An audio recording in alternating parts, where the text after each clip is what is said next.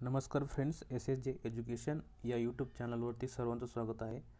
तर बघा, या व्हिडिओमध्ये आज पाहणार आहोत आपण जे MPSCची गट कची जाहिरात आलेली आहे आणि त्याच्यामध्ये 5 पदांची भरती होणार आहे. ठीक आहे. तर ते जे पद आहेत ना 5, त्याचं क्वालिफिकेशन बघणार आहोत आपण आणि कोण कोण अप्लाय करू शकतो ते आपण या व्हिडिओमध्ये पाहूयात. तर ही जी परीक्षा आहे ती 3 एप्रिल आहे डेट त्याची, रविवारी होणार आहे 3 एप्रिलला आणि फॉर्म भरण्याची तारीख 11 जानेवारी आहे सध्या तरी. तर इथे वॅकन्सी तुम्ही पाहून घेऊ शकता. जवळपास 900 टोटल 900 वॅकन्सी आहे त्याच्यामध्ये सर्व पदांच्या मिळून. तर आपण डायरेक्ट आता क्वालिफिकेशन पाहूयात. बऱ्याच जणांना कन्फ्युजन आहे की उद्योग निरीक्षकसाठी अप्लाय होऊ शकतो का, किंवा टायपिंग प्रमाणपत्र जे आहे ते टंकलेखन प्रमाणपत्र पूर्व परीक्षेसाठी लागतं का. तर हे सर्व जे डाऊट आहेत तुमचे ते आपण या व्हिडिओमध्ये पाहूयात. तर इथे वयोमर्यादा पाहून घ्या तुम्ही, कमीत कमी एवढी पाहिजे आणि जास्तीत जास्त एवढी ओपनसाठी, हे अदर कॅटेगरीसाठी. तरी तुम्ही तुमच्या याच्यानुसार पाहून घ्या. आता पहा इथे एज्युकेशनल क्वालिफिकेशन. तर हे पहा, इथे उद्योग निरीक्षक आहे ना, त्याच्यासाठी थोडं वेगळी कंडिशन आहे, ते आपण पाहूयात. तर त्यांनी काय म्हटलेलं आहे की उद्योग निरीक्षक गट क संवर्ग वगळता इतर संवर्गासाठी मान्यताप्राप्त विद्यापीठाची पदवी, ठीक आहे, किंवा समतुल्य पदवी. फक्त उद्योग निरीक्षक आहे ना त्यासाठी वेगळी कंडिशन आहे. बाकीच्या 4 गोष्टी आहेत ना, 4 पद आहेत ना, त्याच्यासाठी सर्वांसाठी कोणत्याही शाखेतील पदवी चालेल. आता उद्योग निरीक्षकमध्ये त्यांनी काय सांगितलेलं आहे की डिप्लोमा पण चालेल आणि इंजिनिअरिंगमधली पदवी पण चालेल. त्याच्यामध्ये एक कंडिशन टाकली त्यांनी, काय तर स्थापत्य अभियांत्रिकी म्हणजेच सिव्हिल इंजिनिअरिंग, तसेच स्थापत्य अभियांत्रिकीमधील विषयांच्या गटाशी संलग्न असलेल्या वास्तुविद्या, जे आपण आर्किटेक्चर म्हणतो, नगररचना इत्यादी विषयाव्यतिरिक्त किंवा तंत्रज्ञानामधील किमान एक पदविका किंवा विज्ञान शाखेतील संविधानिक विद्यापीठाची पदवी. म्हणजे अभियांत्रिकी जे आहे त्याच्यामध्ये सिव्हिल इंजिनिअरिंग आणि त्याच्याशी संलग्न वास्तुविद्या आणि नगररचना या व्यतिरिक्त. तर एवढी अट आहे उद्योग निरीक्षकमध्ये. तर यासाठी बघा, आर्ट्सचे विद्यार्थी, कॉमर्सचे विद्यार्थी अप्लाय करू शकणार नाहीत.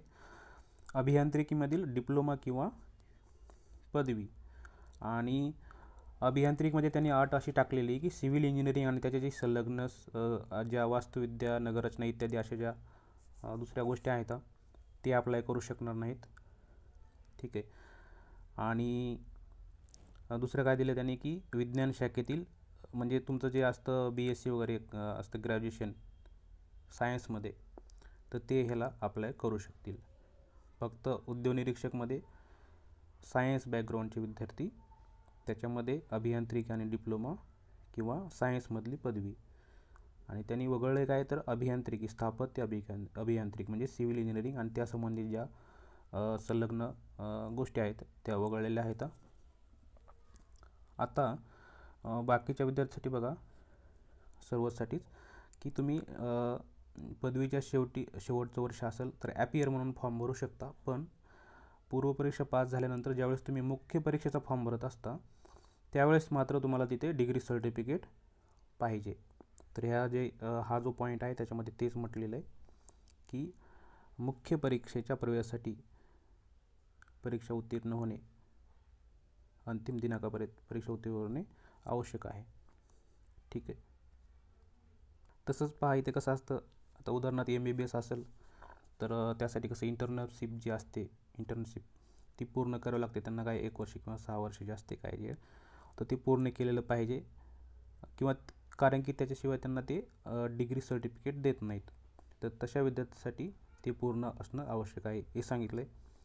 आणि मराठी भाषेचे ज्ञान आवश्यक, हे तर तुम्हाला माहीत असेल, कारण की आउटसाईड महाराष्ट्र स्टेट पण, कर्नाटक, आंध्र प्रदेश कोणी पण आपल्या राज्यामध्ये अप्लाय करू शकतं. अट अशी असते की मराठी भाषेचं ज्ञान आवश्यक, कारण की इंडियामध्ये कोणी पण कुठं पण अप्लाय करू शकतो. फक्त त्या स्थानिक भाषेचं किंवा जी भाषा आहे त्यांची राज्याची ती भाषा येणं आवश्यक असतं.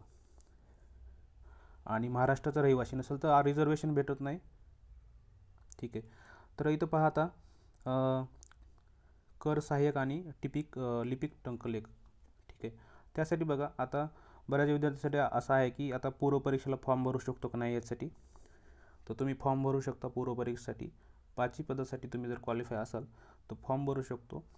हे जे सर्टिफिकेट आहे ना टायपिंगचं सर्टिफिकेट, ते लगेच लागत नाही, ते मुख्य परीक्षेला लागतं. ठीक आहे, तर त्याने खाली दिलेलं आहे बघा,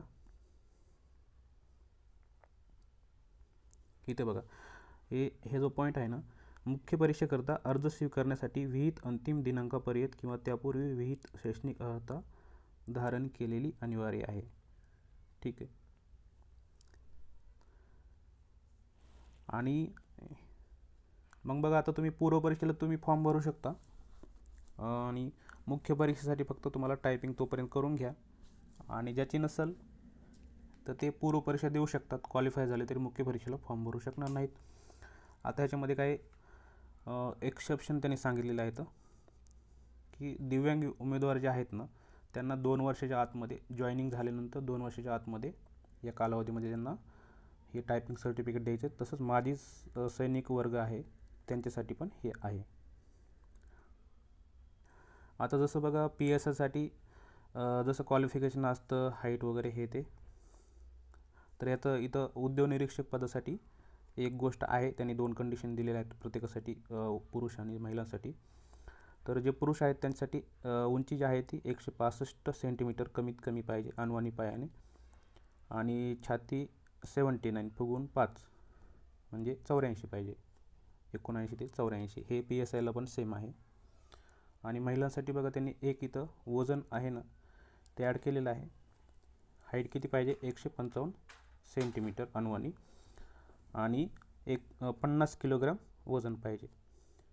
आता याच्यामध्ये बघा समजा वजन जर भरत नसेल 50 kg तर तुम्ही फॉर्ममध्ये तशी माहिती टाकून फॉर्म म्हणजे एक्झाम देऊ शकता, त्याच्यामध्ये काही चुकीचं नाही. ज्यावेळेस तुमचं फिजिकल होईल त्यावेळेस मात्र तुम्हाला तिथे तेवढं वजन पाहिजे, तर त्या पिरियडमध्ये तुम्ही वजन वाढवू शकता. तर बघा आता ह्याच्यामध्ये हेच सांगायचं होतं. आणि संधी आहेत ना अटेम्प्ट, ते एक लक्षात घ्या, कारण की जे नवीन विद्यार्थी असतात अभ्यास झालेला नसताना पण द्यायचा म्हणून अटेम्प्ट देतात, पण पूर्वी MPSCला अटेम्प्ट लागू नव्हती, फक्त वयाची अट लागू होती, पण आता लागू झालेली. तर हे अटेम्प्ट देताना नक्की विचार करा, कारण की ह्याच्यानंतर तुमच्या परीक्षेमध्ये लवकर परीक्षा नाही पास झाली किंवा काही कारणास्तव खंड आला तर अटेम्प्ट व्हायला नको जायला. तर अटेम्प्टचं पण पाहून घेऊयात आपण. ओपनसाठी 6 अटेम्प्ट आहेत. परत SC ST साठी बघा अटेम्प्टची मर्यादा लागू नाही, त्यांच्यासाठी फक्त एज लागू राहणार, जे की जास्तीत जास्त किती आहे 43. त्यानंतर बघा OBC इतर म्हणजे उर्वरित जे आहेत म्हणजे ओपन आणि खुला वर्ग आणि SC ST सोडून त्यांच्यासाठी 9 संधी आहेत. ठीक आहे, तर ह्याच्यामध्ये बघा आता अटेम्प्ट कसा गृहीत धरला जातो. समजा आता पूर्वपरीक्षा आहे आणि त्याच्यामध्ये 2 पेपर आहेत, तुम्ही फॉर्म भरला. आता राज्यसेवेचा 2 पेपर असतात, सकाळी एक असतो आणि दुपारी एक असतो. सकाळी GS1 आणि दुपारी GS2, त्याला आपण CSET म्हणतो. तर त्याच्यापैकी एक जर दिला तुम्ही आणि एकाला गैरहजर राहिलात तरी तुमचा अटेम्प्ट काउंट होतो. आणि जर तुम्ही एक्झामलाच गेले नाही तर तुमचा अटेम्प्ट काउंट होणार नाही. समजा तुमचा कंबाईनचा पेपर आहे, एकच पेपर असतो 1 तासाचा, त्याच्यामध्ये 100 प्रश्न असतात आणि 100 मार्काचा पेपर असतो. तर तुम्ही तो पेपर दिलाच नाही तर तुमचा अटेम्प्ट काउंट नाही होणार. ठीक आहे, तर बघा अजून काही डाऊट असतील तर कमेंटमध्ये कमेंट करा, त्याचा रिप्लाय देण्याचा प्रयत्न करेल मी नक्कीच. बऱ्यापैकी आपण इथे डाऊट क्लिअर केलेले आहेत. ज्या विद्यार्थ्यांसाठी एज वाढवून दिला आहे त्यांच्यासाठी पण एक बराच कन्फ्युजनचा विषय आहे की फॉर्म भरू शकतो की नाही. काय जे डाऊट असतील ते कमेंटमध्ये कमेंट करा, कमेंट बॉक्समध्ये. तर व्हिडिओ आवडला असेल तर चॅनलला सबस्क्राईब करा अशाच माहितीपूर्ण अपडेटसाठी. भेटूयात पुढच्या व्हिडिओमध्ये. Thanks for watching.